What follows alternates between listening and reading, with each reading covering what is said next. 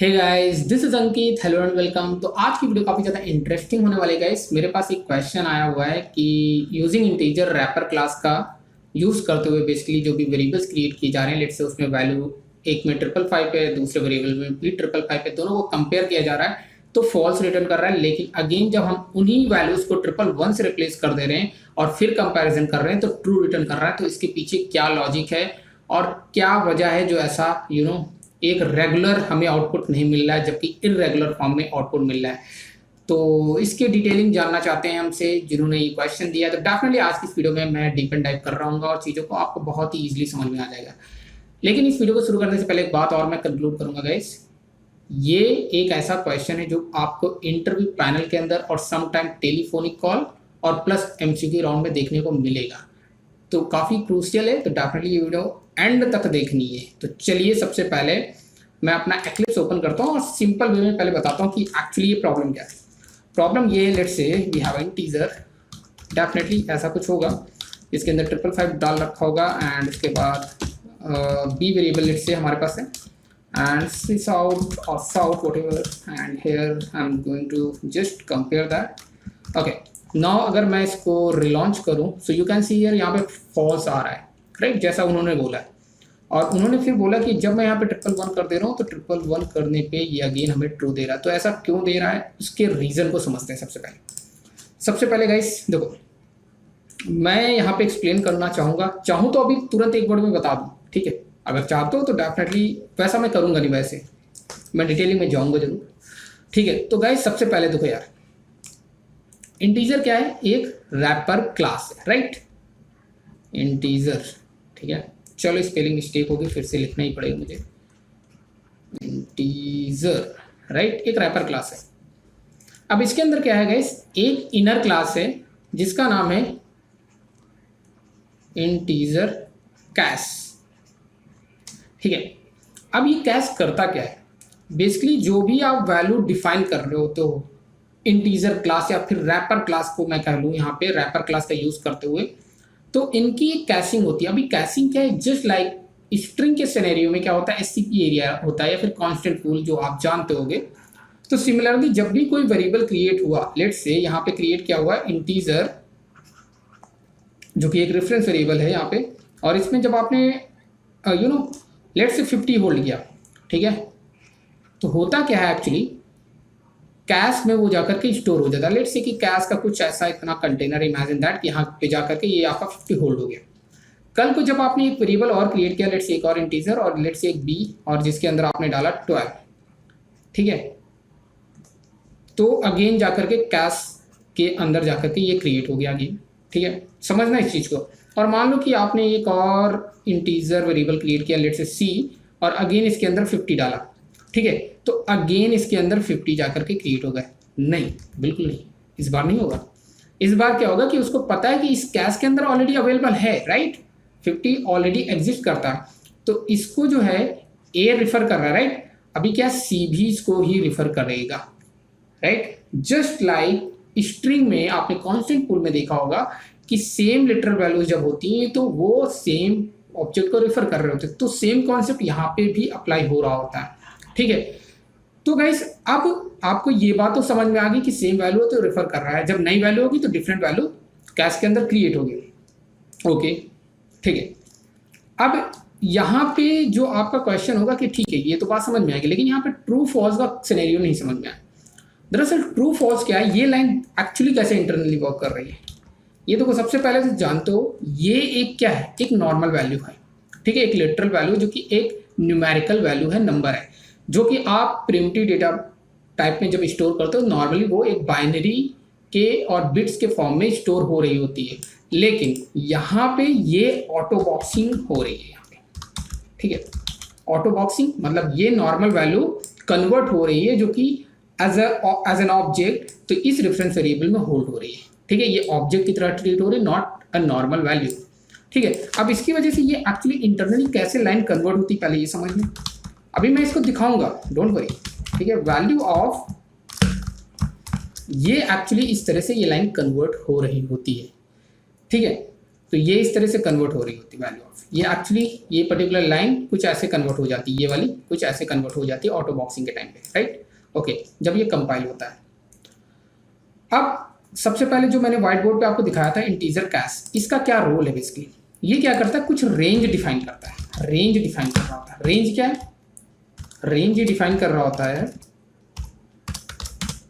कि integer cash के अंदर जो वैल्यू की जो रेंज, जो भी वैल्यू आप असाइन कर रहे हो वो -128 टू 127 के बीच फॉल होनी चाहिए, मतलब उसके बीच में होनी चाहिए, तब वो इंटीजर कैश के अंदर जा रही होगी, इस कैश के अंदर जा रही होगी। समझ रहे हैं इस बात को, मतलब इस पूरे कंटेनर का अपना एक साइज है, साइज इन द सेंस इस तरह से समझो, इसका साइज है कि भाई जो वैल्यू इसके अंदर कौन सी वैल्यू आएंगी, वही वैल्यू आएंगी जो इन बिटवीन 128 के बिटवीन आई मीन लाई करेंगी। ओके 127 इसके बिटवीन अगर लाई कर रही होंगी तो वो इस कैश मेमोरी के अंदर आ रही होंगी, इस इंटीजर कैश के अंदर जाएंगी, अदरवाइज नहीं जाएंगी। और जब जाएंगी तो आपको पता है लेट्स से कि ये देखो 50 है, 50 अगर देखो यहाँ पे ध्यान से, तो क्या इस रेंज को सेटिस्फाइड कर रहा है, डेफिनेटली सेटिस्फाइड कर रहा है, इस रेंज के बिटवीन है। तो यहाँ पे अगर आप यहाँ पर रेफरेंस वेरिएबल जो कि इक्वलिटी ऑपरेटर को यूज करोगे, अभी इक्वलिटी ऑपरेटर कैसे वर्क करता है आपको पता है, रेफरेंस के बेसिस पे काम करता है, मतलब एड्रेस को मैच कर रहा होता है, एक्चुअल कंटेंट को मैच नहीं कर रहा होता, जस्ट लाइक स्ट्रिंग, राइट। तो सिमिलरली इन दोनों का एड्रेस क्या सेम है, इस वजह से ये कंडीशन हमारी हो जाती है ट्रू, राइट, ट्रू। अब गाइस यहां पे आप अगर ध्यान से देखोगे तो ये 111 और 111 क्या इसके रेंज के बिटवीन है या नहीं है, एब्सोल्युटली है, डेफिनेटली है।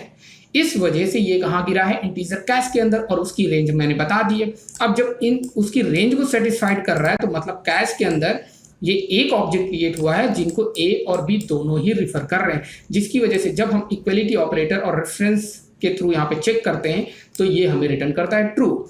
लेकिन जैसे ही हमने किया 555, ये क्या इस रेंज के बिटवीन है, बिल्कुल नहीं है, राइट। तो ये ब्रेक कर रहा है रूल को, इस वजह से यहाँ पे कंडीशन हो जाती है फॉल्स, ठीक है। अब आप कहोगे ठीक है इसको प्रूव कर दो, एक और थोड़ा सा प्रूव करूंगा। 128 लेट से 128, ठीक है, -128, अभी जाना मत, अभी और भी बहुत डिटेलिंग में है बातें यहाँ पे।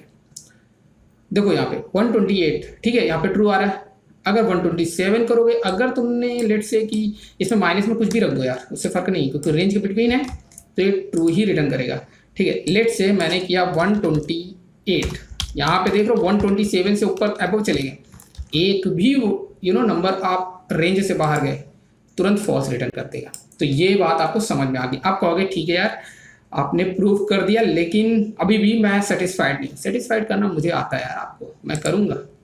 इसके अंदर गए, ठीक है, फाइंड करो इंटीजर सी और या cash what ever you can see here. यहाँ पे इंटीजर कैश नाम की क्लास मिलेगी, मैं एक बार फिर से एंटर करूंगा, हिट करूंगा, और यहाँ पे finally you can see here private static class integer cash which is inner class, right. और यहाँ पे लो वही है, मतलब स्टार्टिंग रेंज क्या है -128। अगर मैं इसको ये कोड और यहाँ पे कैश वैश मैं नहीं दिखाता, आप खुद देख लेना अपने उसमें, राइट, क्योंकि वीडियो का लेंथ मैं नहीं बढ़ाना चाहूँगा। तो मेन पॉइंट पे दिखाता हूँ, हाई एंड लो का मतलब क्या है। अभी यहाँ पे रेंज दिख रहा होगा, ये रहा आपका लो और ये रहा आपका हाई, ठीक है। तो इस रेंज के बिटवीन जो है आपकी इंटीजर कैश लाई कर रही होती है। और यहाँ पे देख सकते हो कि integer cash high in 27, right. तो मतलब कि इसके बिटवीन होगा, और यहाँ पे साफ साफ लिखा हुआ है मस्ट बी इंटर्न्ड, राइट। तो आपका फाइनली वो रेफरेंस यहाँ पे मैच कर रहा होगा, अदरवाइज नहीं कर रहा होगा। ओके, अब ये इंटीजर के सिनेरियो में चल गया, राइट। अब मैं थोड़ा सा और एक स्टेप आगे बढ़ता हूँ। ये इंटीजर के सिनेरियो में ही नहीं है, ये बल्कि आपका इवन लॉन्ग करोगे तो भी ये नहीं वर्क करेगा, मतलब उसकी भी रेंज सेम ही है।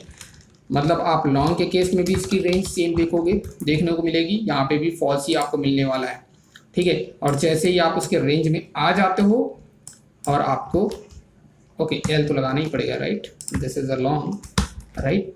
तो यहाँ पे ठीक है, तो मतलब यहाँ पे कहने का मतलब है ये आपका शॉर्ट, बाइट इवन और लॉन्ग और इवन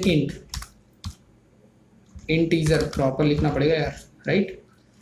तो इनकी सभी की जो इंटीजर कैसिंग होती है वो 1-128 टू 127 के बिटवीन होती है। अगर उससे अबव है तो आपको यहाँ पे बेसिकली इस तरह से नहीं, बल्कि इसीलिए कहा जाता है कि हमेशा इक्वल्स के साथ जाना चाहिए ताकि आपको कभी भी प्रॉब्लम ना आए, राइट। ओके, जाते जाते एक चीज और मैं कंक्लूड कर देता हूँ। यहाँ पे अगर कैरेक्टर होता है, कैरेक्टर रैपर क्लास होती है, तो कैरेक्टर के केस में आप गाइस अगेन यहाँ पे मैं दिखा ही देता हूँ, कैरेक्टर को भी दिखा देता हूँ, जस्ट मिनट। कैरेक्टर, ठीक है, C1 इक्वल टू लेट से 128, ठीक है, कैरेक्टर होल्ड कर लेगा, राइट, डोंट वरी। अगर गाइस यहाँ पे भी आप सेम चीज करोगे ना, तो यहाँ पे भी आपको एक चीज देखने को मिलेगा, मैजिक। C1 equal C2। अब आप क्या यहाँ पे सोच रहे होगे, ये भी यहाँ पे भी इंटरनली ऑटो बॉक्सिंग होगी, राइट। ऑटो बॉक्सिंग मतलब कि ये नॉर्मल वैल्यू आपकी एक ऑब्जेक्ट की तरह ट्रीट हो रही और इसके अंदर रेफरेंस मतलब उसका एड्रेस होल्ड होने वाला, ना कि उसकी एक्चुअल वैल्यू, राइट। अगर मैं इसको रिलॉन्च करता हूँ तो आप क्या सोचते हो, यहाँ पे ट्रू आएगा? डेफिनेटली नहीं आएगा, ये आपको फॉल्स देने वाला। यू कैन सी हियर, और ये पहला वाला था, ठीक है। इसको कॉमेंट चाहे तो कर दूँ मैं यहाँ पे अभी, and you can see here. लेकिन जैसे ही मैंने इसको 127 करना है और ये आपको अगेन क्या देगा, ट्रू। इट मीन्स दैट अभी इसका क्या है, इसका रेंज जो है ना, इसका रेंज है आपका 0 to 127, दैट्स इट। ये अगर आप ये भी कैसिंग को वही पैटर्न को इंटरनली यूज कर रहा होता है जो मैंने अभी प्रीवियसली आपको समझाया। तो उम्मीद करता हूँ गाइस ये वीडियो आपको पसंद आई होगी। डेफिनेटली यार वीडियो को लाइक करो और हमारे चैनल को सब्सक्राइब करो और ज़्यादा से ज़्यादा बस शेयर करो। इस वीडियो में इतना ही, बाय बाय, टेक केयर, मिलते हैं नेक्स्ट वीडियो में।